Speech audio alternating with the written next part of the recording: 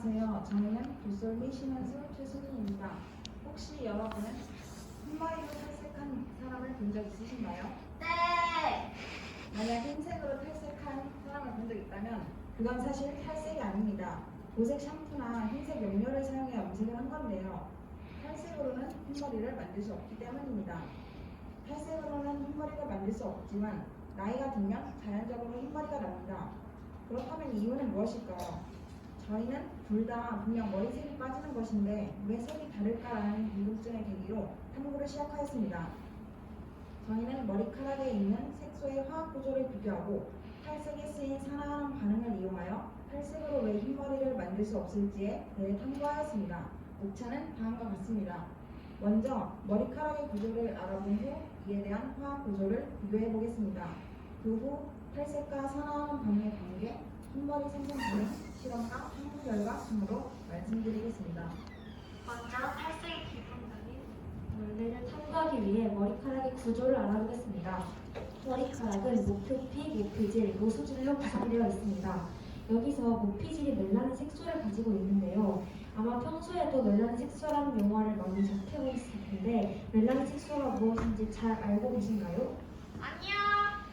멜라닌 색소란 피부, 털, 눈 등에 존재하는 색소입니다. 머리카락에서는 색 결정의 역할을 합니다. 모피질 속 멜라닌 색소의 종류로는 유멜라닌과 페오멜라닌이 있습니다. 유멜라닌은 검정색을 띠고 페오멜라닌은 노란색을 띠는 색소입니다. 머리카락은 본래 투명하기 때문에 유멜라닌과 페오멜라닌이 모두 없다면 투명한 색을 띠게 됩니다. 여기서 탈색 시에 파괴되는 멜라닌이 검정색을 띠는 유멜라닌입니다. 유멜라닌이 파괴되고 페오멜라닌이 남기 때문에 노란색을 띠게 되는 것이지요. 그렇다면 왜 유멜라닌이 더 잘 파괴될까요? 저희는 먼저 두 멜라닌의 화학 구조를 살펴보았습니다. 이 그림이 두 멜라닌의 화학 구조입니다. 어떤 멜라닌의 구조가 더 견고한 것 같나요? 유멜라닌이요. 다양한 답변이 나올 수 있지만 사실 화학 구조를 보는 것만으로는 어떤 것이 더 견고한지 판단할 수가 없습니다. 육안으로는 확인할 수 없죠. 또한 반응물에 따라 어느 정도 파괴되는지 다르기 때문에 더더욱 알 수 없습니다. 그래서 저희는 다음으로 각 멜라닌이 탈색제에 사용되는 과산화수소와 반응하는 정도를 알아보았습니다. 여기서 UVA는 자외선입니다. 보통 유멜라닌은 자외선에 잘 반응하고 과산화수소에 쉽게 파괴되는 구조로 변하게 됩니다. 과산화수소는 탈색제에 사용되는 것이기 때문에 탈색제를 사용하였을 때 유멜라닌이 파괴됩니다. 반면 페어멜라닌은 자외선에 반응하기 위해 아이오딘화 수소가 필요합니다. 강한 산성을 띠는 아이오딘화 수소를 사용하면 머리카락이 녹을 수 있기 때문에 페어멜라닌이 과산화수소에 분해되는 것은 어렵다고 볼 수 있습니다. 그래서 저희가 산화하는 반응에 의한 탈색의 원리를 더 쉽게 정리해 보겠습니다. 탈색약은 일제와 이제로 나눠집니다. 탈색약의 일제의 주성분은 알칼리제인 암모니아로 모표피층을 들뜨게 합니다. 이제는 산화제인 과산화수소로 들쳐진 모표피층으로 침투하여 멜라닌 색소를 파괴합니다. 바로 이 과정에서 산화환원 반응이 이용되는 것입니다. 산화환원 반응이란 산소를 얻는 쪽은 산화, 산소를 잃은 쪽은 환원되는 반응인데요. 저희가 1학년 통합과학 시간에 배운 이론이기도 합니다. 탈색에서 과산화수소와 두 멜라닌 색소의 산화환원 반응 정도가 다르기 때문에 파괴되는 정도도 다른 것입니다. 과산화수소가 산소를 발생시키고 발생한 산소는 멜라닌 색소를 파괴함으로써 모발을 탈색시키는 것인데 이 과정에서 산화환원 반응이 더 잘 되는 유멜라닌이 파괴되고 페어멜라닌이 남아 노란색을 띠게 되는 것입니다. 그 다음으로는 모발과 모낭의 변화에 따른 흰머리 생성 반응을 알아보겠습니다. 탈색으로는 흰머리를 만들 수 없었지만 나이가 들면 흰머리가 나는데요. 이건 어떻게 된 일인지 궁금하여 흰머리 생성 반응을 탐구하게 되었습니다.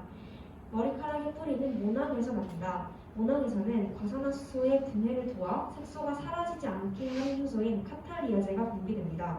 그러나 나이가 들면 모낭이 점차 마모되며 카탈리아제의 분비가 줄어듭니다. 이렇게 되면 과산화수소의 분해가 잘 되지 않기 때문에 색소가 파괴되는 것입니다. 몸속에서 자연적으로 생성되는 과산화수소는 조절할 수 있는 것이 아니기 때문에 유멜라닌, 페어멜라닌 모두가 파괴되어 투명한 색을 띠는 것입니다. 따라서 우리가 흰머리라고 지칭한 모발은 사실상 투명하고 흰색으로 인식되는 이유는 그저 빛 반사 때문인 겁니다. 마지막으로 저희 조는 탈색과 흰머리의 차이를 깊게 탐구하고자 직접 현대경 관찰 실험을 하였고 추가로 탈색약으로 흰머리를 만들 수 있을지에 대해 탈색 실험을 진행하였습니다. 먼저 저희는 일반모, 탈색모, 흰머리를 현미경으로 관찰하였습니다. 참고로 이 흰머리는 조대건 선생님께서 제공해 주신 겁니다. 일반모는 맨 왼쪽 사진과 같이 유멜라닌과 페어멜라닌이 모두 있는 진한 갈색이었습니다. 탈색모는 유멜라닌이 파괴되고 페어멜라닌만 남아 노란색을 띠었고 흰머리는 두 멜라닌 색소가 모두 사라진 것을 확인할 수 있었습니다. 다음으로는 탈색 실험을 진행하였습니다. 머리카락에 탈색제를 바른 후 20분 후에 검정색이 눈에 띄게 주었고 앞의 과정을 4번 반복하니 첫 번째 탈색 후 모발보다 밝은 노란색에 가까워졌습니다. 하지만 여전히 진한 색을 띠고 있었습니다. 여기서 저희는 탈색제를 더 많이, 더 오래 사용하면 머리카락을 흰색으로 만들 수 있을지 추가적인 궁금증이 생겼습니다. 그래서 탈색모를 탈색약에 5시간 더 놓아주었고 노란색 색소 또한 많이 빠져 전보다는 흰색에 가까워진 것을 관찰할 수 있었습니다. 하지만 옆에 흰머리 사진과 비교하니 여전히 노란기가 있었습니다. 이 실험 그리고 그 모발은 뚝 끊기고 건강하지 못해 더 이상 머리카락이 아니라고 볼 수 있을 정도였습니다.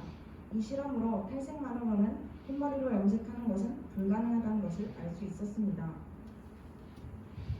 앞의 과정을 종합해보면 탈색과 흰머리는 모두 멜라닌 색소 파괴에 의한 것이지만 색소 파괴 과정에서의 차이가 있었습니다. 탈색제에 들어있는 과산화수소가 머리카락과 산화하는 반응을 함으로써 이후 멜라닌만 파괴하기 때문에 페어멜라닌이 남아 노란색을 띠는 탈색과 달리 흰머리는 몸속에 과산화수소가 분해되지 않아 두 멜라닌 색소가 모두 파괴되어 생기는 것이었습니다. 지금까지 산화하는 반응에 관한 탈색의 원리와 멜라닌 색소 등을 종합하여 저희의 주제였던 흰머리와 탈색모의 차이를 발표하였습니다. 감사합니다.